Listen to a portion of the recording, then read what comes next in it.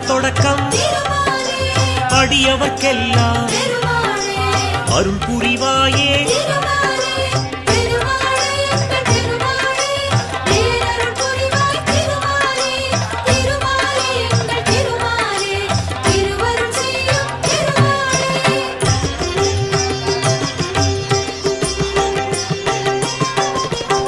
ஆதிசேஷ வாகனம் ஏறி இரண்டாம் நாளில் வலம் வருவாயே. எப்படி